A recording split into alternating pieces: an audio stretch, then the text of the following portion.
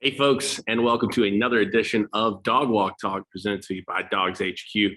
As always, I'm your host, Jake Roos. With me for the first time in person. Normally we do this thing virtually, but sitting here with my man, Palmer Thomas. PT, what's up, buddy? How are you? I'm good. I'm good. We act like this is the first time we've seen each other. We've been in Indiana for 2 days now. Folks, it's here. Really not much more to say than that, right?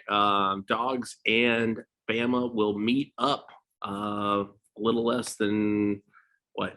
A little over 24 hours. A little over 24 hours from us recording this. So probably by the time this gets up, it'll be right at about 24 hours, I would think. Busy week here in Indianapolis. A lot of buzz, a lot of people scurrying about. Seen a lot of Georgia fans. I talked to somebody earlier. They said maybe they thought 10-1. I don't know that that's accurate. I'll be honest, we haven't really left the hotel complex enough to know those numbers. It's a little too cold. It is. And before we get into too much of a game preview, I do want to get your thoughts on Indianapolis as a host city here. Indianapolis, the host city, is a good thing. It's okay. They've done a great job accommodating everything. You don't really have to go out into this cold. I will say maybe not America's most scenic city, in my opinion. Pretty flat here. For my taste, but I'm an old hillbilly, so I guess that makes sense. But yeah, I think that we've gone through all the interviews, all the press conferences are done, all the lead up is completed, and now it's all about just getting to the field. And to be fair, I think that going into this game and what we've gotten, I guess, since everybody's been in Indianapolis, there really hasn't been a lot added to the narrative. There hasn't been much in the way of adding to the story. Players haven't really said much. Certainly Kirby Smart and Nick Saban said almost nothing in their pregame press conference. Well, and I will say, I think a large part of that is because these two teams played just over a month ago in the SEC championship. The narrative of Georgia and Alabama was told prior to the December 4th matchup rather than the January 10th matchup. It wouldn't be the case if Georgia was playing another team or if Alabama was playing another team. Wasn't the case for Michigan and Cincinnati for Alabama's sake. So I think that a lot of, maybe the lack of buzz a little bit, and I wouldn't say that there's a lack of buzz. I think that, if you step outside and, you see all the Georgia fans, you see all the Alabama fans, there's certainly a buzz in this city ready to go for a big game. The rematch aspect adds a lot to that as well. But I think that at the same time, that rematch aspect takes away some of that buzz because we have seen how this game has played out before. Quite frankly, we've seen it play out 4 times before over the last couple of years in the Kirby Smart, Nick Saban era. And I think that because of that, there's not a ton of unknowns going into this game. It's probably more of an unknown about how this game will play out as much as it is unknown about the opponent. Yeah. Oh, no question. I mean, I think that, look, everybody knows the story between these two. We've spent, I dare say we spent more time in the lead up to the Orange Bowl talking about Georgia and Alabama than we did Georgia versus Michigan. Yeah. I mean, that was the bigger talking point. It was what everybody said, what happened as opposed to what was going to happen. Right. I mean, then, in our recap show of the Orange Bowl thing. So to be fair, I guess going into this week, the story's been done to death. And so there wasn't a lot to add to it. It wasn't like players had a lot to add to it. It's just get out there and sort it out on the field. And, I think that everybody's ready for that. I think most Georgia fans, Alabama fans are ready to get out of this cold ass city and get back to some semblance of war down below the Mason-Dixon line. But I don't know. I mean, I guess my feeling going into this is Georgia seems confident. They seem like they're in the right headspace. It's hard to gauge anything like that. I mean, I think, what are they going to do? Mope around and say, oh, we're going to get creamed again? I mean, you can't be obviously doing that. But I will say, they do seem to have a little bit of the chip on their shoulder that's carried over from the Michigan game. To me, I think looking back on that one, it feels like, they weren't ever going to say this, but it was a stepping stone to getting back to this. And now it's here. Yeah.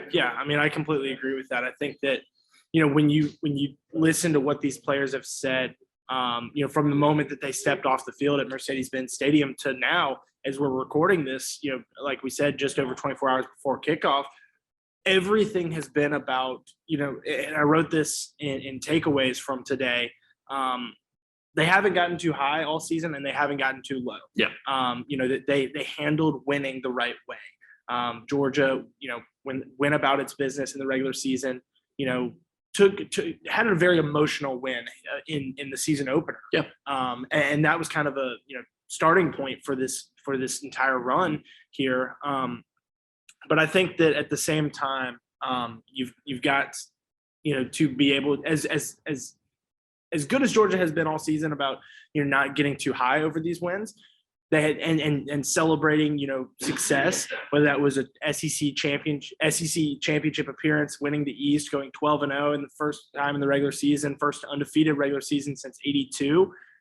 They have to be able to bounce back just as well. They can't let that loss linger. They can't let Alabama beat them twice. And when I say Alabama beat them twice, I mean that SEC championship game performance. Sure. Alabama beat them twice. And so I think that that's where, just listening to these players, you're getting a sense for where they're at. I think that mentally, and Jordan Davis said it, this game is just as much mental as it is physical, because these two teams are very evenly matched in terms of the talent that they have. Sure. A lot of it is about how Georgia is going to rebound from that loss, how Alabama is going to approach this rematch game. And the, mental aspect of it is going to be huge. And so I think that, for the lack of, game prep narrative, buzz around that, there's been a lot of buzz around, the mental side to this game. Well, I think too, both of these teams do a good job of, like you said, the high and low. And I think part of that comes from the idea and the understanding of what are your limitations. And I think both of them are aware of what their limitations are.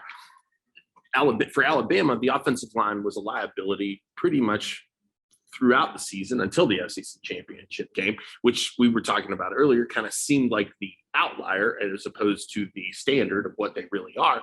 And then for Georgia, I think it's got to be, to some degree, the passing game, because of the weapons that you've had missing throughout this season, the injuries that you've had.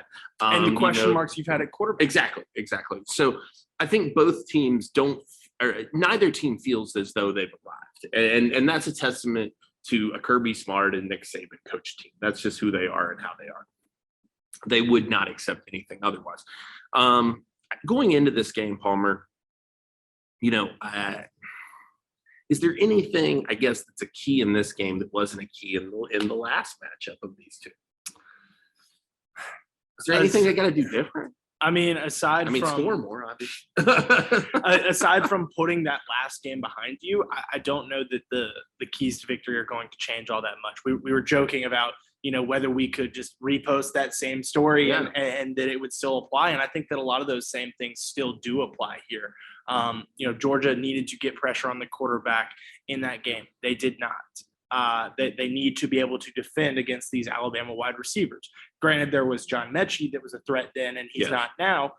But you've got to be able to defend Jamison Williams first and foremost, but then the guys around him as well, whether that's the running backs, the tight ends, the wide receivers, Slade Bolden, Corey Brooks. Exactly. Yeah. And so I think that, that was a key then. It's a key now.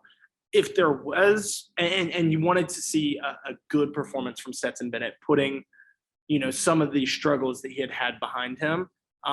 If there is one that I would add to it that I don't think was as much of an emphasis in that one and very much could be in this one, it's got to be stopping the run for Georgia. It's been a cornerstone of what they've done all year defensively. They've done it really well. But I think at the same time, now going into that game, you had a banged up Brian Robinson. You had one completely healthy scholarship running back for Alabama. You're coming off of Brian Robinson's best game now. And I think that, he's going to be juiced up, ready to roll. I think Alabama's going to be able to rely on him some, especially given the fact that they lost a major passing threat there. Yeah. So I think that becomes a bigger key now than it was then. It's always a key for Georgia's, defense. Kirby Smart says you really can't do anything if you can't stop the run. You really can't do anything if you can't run the ball. But I think that becomes even more of a key now, given the fact that Alabama's probably going to put a little bit more emphasis on that than they did in that first game. Well, and we talked, I think, a little bit about the idea of the chip on the shoulder. I mean, look, if I'm looking at a guy on the Alabama squad that has that Stetson Bennett-esque, like I got something to prove, maybe it's probably Brian Robinson. I mean, he's waited for this turn. He's playing in the biggest game of his career. He's going to be leading the way for the team he grew up in the shadows of Bryant-Denny Stadium watching. And like I said, he waited around for this, and now it's all here. It's all happening. Stetson Bennett, do you think when he was a 6-year-old quarterback slinging it around in the backyard of Blackshear, that he ever envisioned he'd be sitting in cold-ass Indianapolis, trying to throw touchdown passes in a national championship to possibly end Georgia's streak? You know what I'm saying? Those two guys. He dreamed of it, certainly. Sure. And I'm sure Brian Robinson many times, did the backyard thing where, the 5, the 10, he's yeah. I'm sure he did. And I think that regardless, of who wins, that there's that cool story there for Brian Robinson or Stetson Bennett. Sure. I think that because of what Georgia has gone through with this championship drought versus Alabama, it's kind of become routine for them to be in this game, routine for them to win this game, almost. I think that because of that championship drought, it might make it a little bit more special for Georgia and Stetson Bennett than it would be. I think it's really fair to say that, Paul. Well, and also I think that it's been 41 years. It's for Alabama. It was last year. Yeah. But at the same time, I do think like the walk-on aspect to it, the story of Stetson, which has a nice ring to it there. But maybe makes a Disney movie one day, story of Stetson. But I think that when you're talking about this game, that there is that fairy tale narrative for both these teams, for at least one of their players. But I think that, as Stetson has pointed out, and as Nolan Smith pointed out earlier this week, Jordan Davis pointed it out, there's a lot of guys at Georgia that haven't won championships. Obviously, they haven't won an SEC championship in their 4 years. They haven't won a national championship in their 4 years.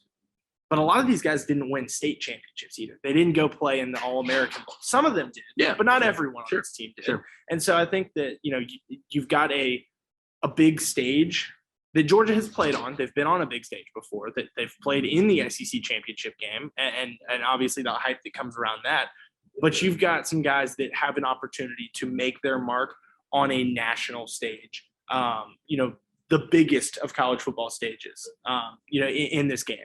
All right, let's talk about the game itself. I want to start on the offensive side of the ball.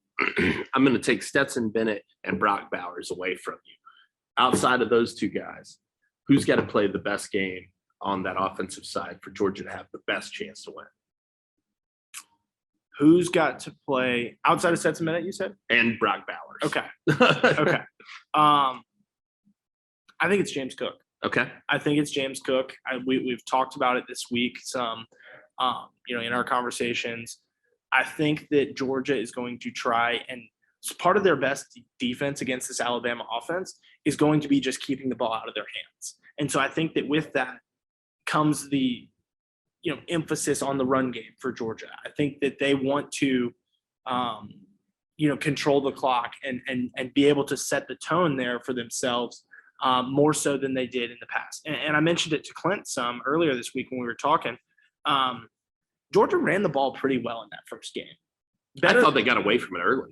They got away from it, exactly. Yeah. And I think a lot of that happened because you went from being tied 17-17 to being down 31-17 without touching the ball. Right. And I think that, there comes a time there where you're like, okay, if we're down 14 points, we got to press. We got to press because look at what's happening on the defensive side of the ball. We can't get stops there. We've got to press and score and hope that we can get stops. They ended up getting the stops, and they ended up not being able to convert on their, press approach.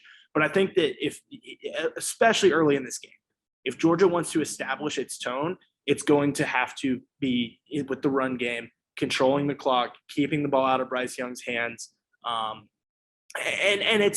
those are two of your better players between Zamir White and James Cook. I think I give James Cook the edge there when it comes to, a player to watch or something like that, because I think he's so versatile. You look at how he impacted the game in Miami. I think that he could have a similar type performance here. For me, it's Jamari Sawyer. I think if Jamari is able to produce like he did against Michigan, and I mean, not to say that he was bad in the first go round by any stretch, but he was less healthy. He was less healthy. And he admitted that. Yes, so I think that if he's able to come out and play like that again, like we saw in Miami, I think that can go a long way to helping them establish the run, to keeping Stetson clean. Yes. And that's what you got to have. To me, Jamari is the guy on the offensive side of the ball. And quite frankly, look, he's got a lot of motivation to do it as well, because coming off that last performance, he's probably climbing up some boards when it comes to evaluation. Anyway, so a good performance in a national championship game really only boosts his stock further. Not to mention against a pass rusher like Will Anderson. Absolutely. I mean, we saw how he performed against, Heisman finalist Aiden Hutchinson. Well, you're talking about the Nagurski Award winner here. Yeah. And so I think that, for the best defensive player in the country, and somebody that maybe deserved a shot to be in New York for that Heisman Trophy. Yeah. This is the nation's leader in sacks. And so I think that, just as much as it's important for him to play well and for Georgia's sake, it's important for him to play well because of who Alabama has to offer. Yeah, no doubt. So like I said, for me, it's Jamari. I think that if Georgia's offensive line can get cooking, and it's something you and I talked, James. Yeah, well, you and I talked about it too. If they're able to chew clock, chewing, the best way to stop Alabama's offense is to keep it out of their hands. I think that that's where the run game comes in, obviously, and you want to be able to control the pace of the game. You can't dictate pace when you're playing from behind. You've got to put it in the air. You've got to play catch up. So Jamari, to me, goes a long way. All right, same question for you on defense, except I'm taking away Jordan Davis and I'm taking away Nakobe Dean. Okay. Well, and we kind of just had this conversation because just after we record this, we've got matchups and players to watch coming out on defense. Who's in that. So I'm cheating a little. Cheating a little bit. I'm gonna go with Nolan Smith. Okay. Because I think, and I bet you're gonna take the other person from that list of three, but we'll see. And if you don't, I'll give a justification for him as well. Nolan Smith here to me is important because the pass rush has to step up in this game. You cannot let Bryce Young sit back there and pass and make plays. I mean, he was able to extend plays. Georgia, it wasn't like Georgia didn't try to get pressure. They tried, and they got some pressure, but he was able to escape the pressure, which made things hard. He was able to extend the plays, whether it was with his legs or just directing traffic. I mean, you saw on the touchdown to John Mechie, he literally directed him into the corner of the end zone. Yeah. And so I think that, in order to avoid that happening again, you have to be able to get pressure on the quarterback and you have to be able to take him down. So I think that for me, it's going to be Nolan Smith. There's other edge rushers that I think that you could include in there as well. Trayvon Walker is somebody that could step Absolutely. up. Robert Beal is somebody that could step up. I think that, not to mention there's guys that play the inside linebacker position that are able to get a pass rush. Devontae Wyatt too. And Jalen Carter. There are other guys outside of just Nolan Smith. It's not like all the sacks come from one guy at the outside linebacker position. But I think that if there's anybody to do it, with him being kind of the leader, one of the leaders of this defense for sure, a very vocal guy, somebody in that perfect position for it, who better to do it than Nolan Smith? All right. I'm going completely off the list. This is a guy not on the list. And I'm going to tell you, and it's for an abstract reason. It's a reason you couldn't put him on the list.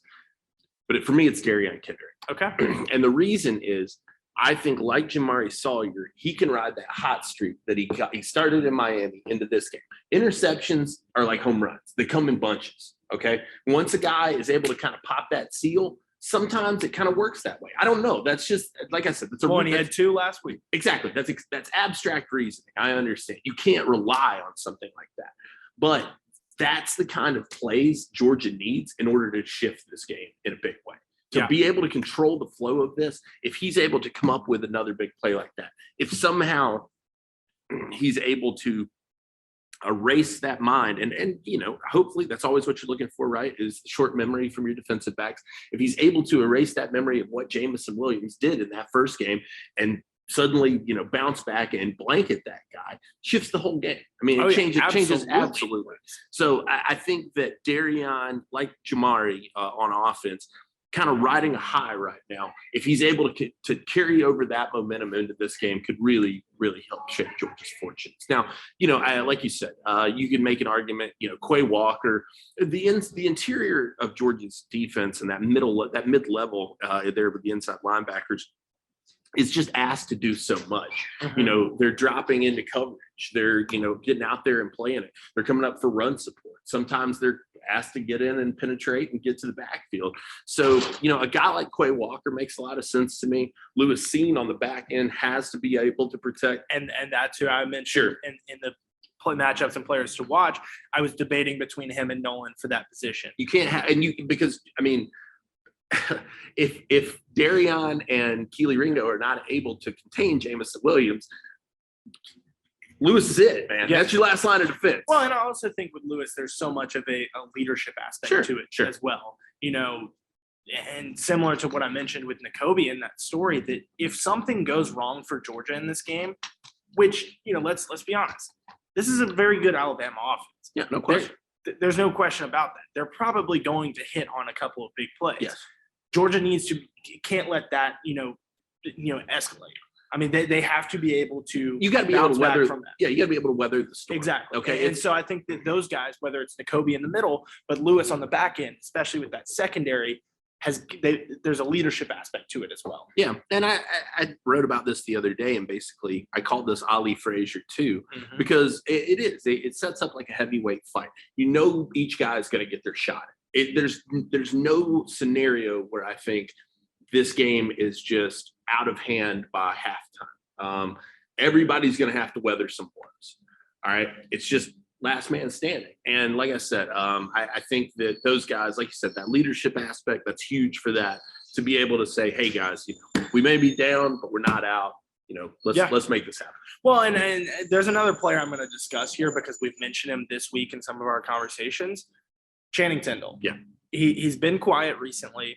And Quay Walker has really emerged in his absence. But from that Tennessee game, I think back to that one as kind of the last time that we heard a lot about Channing.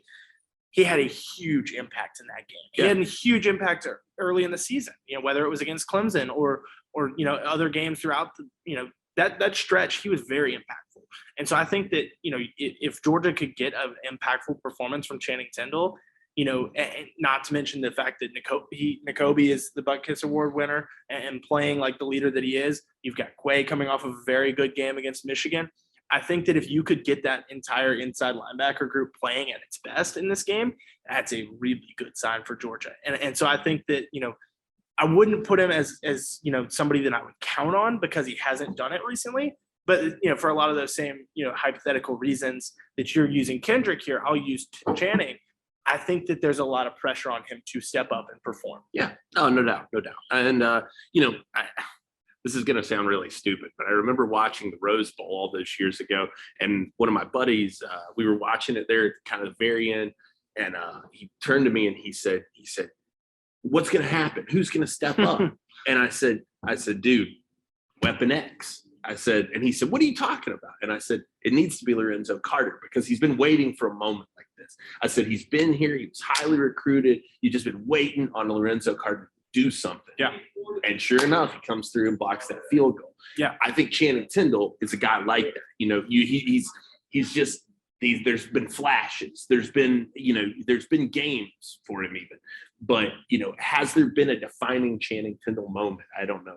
Well, and I think if Georgia is going to win this game, there's going to be a signature moment for somebody, at least somebody, if not multiple players. Sure. Because I think the stage of this game, sets up for something like that, where you have the opportunity to leave your legacy, have that defining play, and be able to raise a banner at Sanford Stadium. Well, and I'll tell you this, I really don't see any scenario, and this is why I subtracted him. I don't see any scenario where we get away from here where Brock Bowers doesn't make a big play. Yeah. I would shock. I mean, he's done it at almost every game, especially the big games so far, right? He's had I would say three really big games: Clemson, Alabama, and Michigan, and he's played very well in all three. Yeah, I would. The Clemson game, I might subtract from that one. It wasn't huge in that. I think he still led. He had a couple. He put some people on notice, though. But I think it was really hard. Yeah, you're right. He definitely put people on notice. He led the team in receiving yards that game, led the team in receptions that game, just like he has all year. It was really hard for anybody on that offense to stand out in that game. I think that, Brock Bowers, he's had 4 touchdowns in the last 3 games, I'm pretty sure. Yep. And so I think that you've got to, like you said, you count on him making plays, which you don't say too often about a freshman. No doubt. All right. We'll save score predictions for bold predictions. Okay. So you'll have to check that out over at DawgsHQ to get our final score prediction. But a little over 24 hours out about this game. How you feeling? I don't know. I mean, and that sounds crazy to say, but it's Georgia has to get over a major hump here. They have to be able to, like I said earlier, this game is very mental for them. And, there's so much that goes on that's going to be going on in all these players' heads when they take up the field against Alabama, when they line up against that Crimson Tide. I think that because of that, it's a tall task, but it's not impossible at all. I think that, and what I will say is I think that there's a different feeling about this Georgia team as compared to some of the others. You haven't seen Georgia and Alabama play twice in one season, first of all. Sure. I think that the rematch aspect adds a huge component to this game. I rattled off some stats to you earlier, but 5 times have there been a rematch of a top 5 matchup. Yep. This is the 5th. The previous 4 times, the loser of the first game has won by 21 or more. Yeah. And that it's been huge swings. Alabama was a big part of one of those in beating LSU in the national championship. There's been other rematches, whether it was a conference championship or a bowl game. I think that, and more often than not, the loser of the first game has won the second game. So I think that fares well for Georgia for sure. But I think that at the same time, you've got to understand that, the mental aspect of this game is a tough one for Georgia to fight.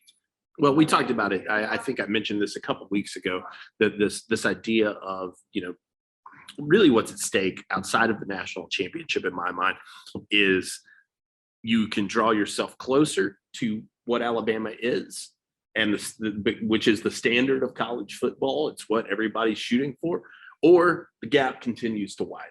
Right. And that's it. I mean, it really boils down to those 2 things in my mind. Well, and like, Kirby was asked today about how much he was building in Alabama at Georgia. Then the last thing that he's got to do, in order to build in Alabama, or at least the next step, I think the last thing is he has to have this continued success, continued championship dominance. But the first thing that's got to happen is you've got to win one. I agree. It's right now, I'm going to get a little biblical with you. Right now, he's like Moses looking into the land of Canaan, and he can see the promised land in front of him, but perhaps will he get to enter? We don't know just yet. And that's really got to be the key for this game. I think that, I'm not saying that there should be doubt arising in the minds of fans if he doesn't succeed, but I could see where it would come from, is what I'm saying. It would get a sense of, okay, he can get you there, but can he get you over the hump? Because like we said, he hasn't won a lot of SEC championships. He's been there a lot, but he hasn't won them. He's worked himself into the playoffs, won a couple big games in the playoffs, hasn't won the big one. I mean, you want to keep yourself in the conversation. That's the only way you can get here, right? That's the only way you can win a national championship is if you're at the table when the games happen. But at the same time, there's got to be a level of frustration to be so close every time and then have it snatched away at the moment. Yeah, so. Yeah. No, and I think that factors into that mental game. Definitely. That this is, it's not Saban versus Smart, but it's absolutely a legacy-defining moment for those 2 guys. I mean, Saban's legacy is already pretty much set. Him losing this game wouldn't change it, but just Kirby Smart winning this game would definitely change his legacy. Yeah. Well, and again, another weird reference. It's like one of those old medieval paintings you see where the knight is like yay big and the dragon's gigantic and he's standing there ready to go. I mean, that kind of feels like what it's slaying the dragon in a very real sense.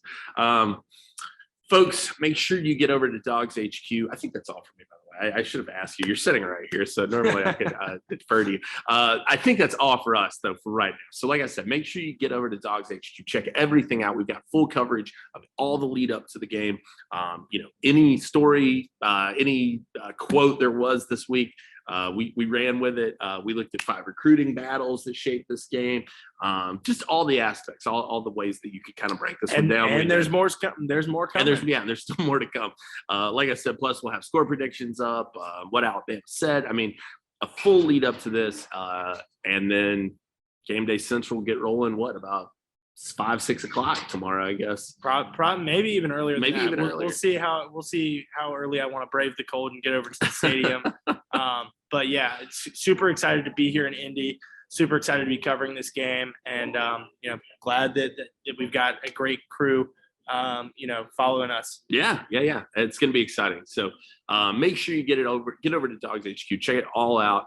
We really appreciate it. Oh, and make sure too that you go back and listen to the previous edition of Dawg Walk Talk if you didn't, because Isaac Nada was awesome. He gave us some really cool stuff, and I thought he did a great job. I'll give credit to Clint Lamb too. Yeah, there you go. All right, guys. Well, next time we talk, we're going to have something big to talk about one way or the other. I promise you that. Football season will be over. It will. By that point. It will. So, but the work does not end. It's all over but the crime. And it's just a determination of happy versus sad tears at this point. So for Palmer Toms, I'm Jake Roos. This has been another edition of Dawg Walk Talk presented to you by DawgsHQ. Thank you so much for tuning in.